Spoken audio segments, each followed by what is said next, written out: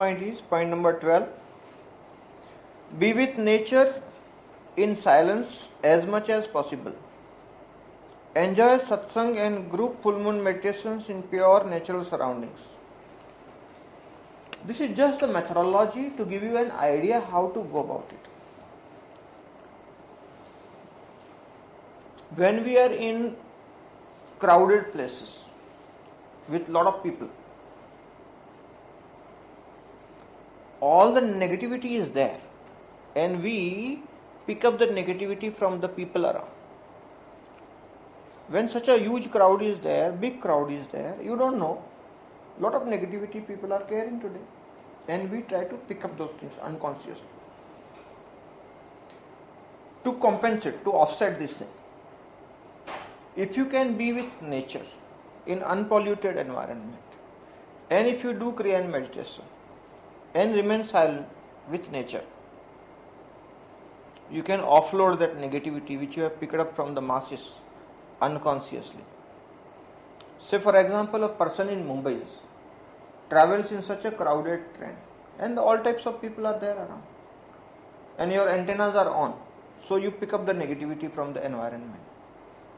Now you have to unburden yourself.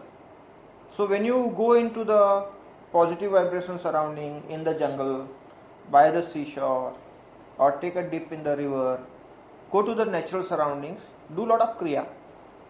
So the oxygenation will happen, the detoxifications will happen,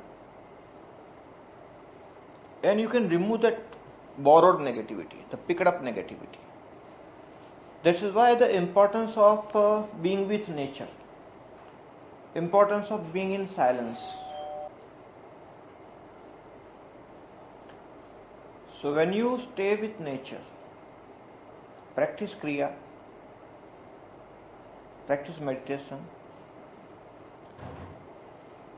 and remain in silence, be with yourself, you will get very good support from nature to progress on the path. Because the modern man with a hectic lifestyle is too busy with too many people.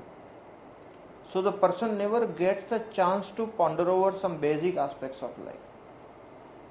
So when you be with nature, be in silence, be with yourself, at least you give some chance to yourself to ponder over the basic aspects of life. Otherwise it is just not possible. Everybody is too busy with the work and with the socializing, and you hardly have any time to be with yourself, to look deep within, to ponder over the basic aspects of life. Another thing is, if you go to the natural surrounding with the kriya groups, when you do kriya together at least once in a week, that's what is been practiced worldwide in all the kriya groups, that once in a week you do the kriya in a group. The beauty of doing the kriya in the group is there's a lot of group energy available. It's like so many people doing kriya together, there's a lot of energy pool there. At a psychological level, it is a motivation for everybody to practice. Second is, you share that energy. And when so many people do kriya together in a rhythm, the energy pull to invite the grace of the master is much higher. And the progress happens faster.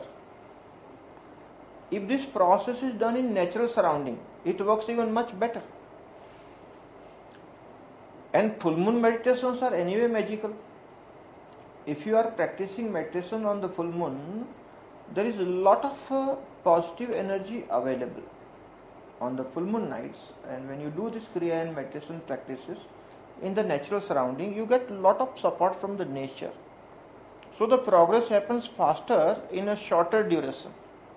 That is why you must never let go of an opportunity of full moon meditations or practicing kriya into the natural surroundings. And when you do it in a group, the excellent results are seen already. And the things move very, very fast. That's why we must practice this thing. It helps a lot.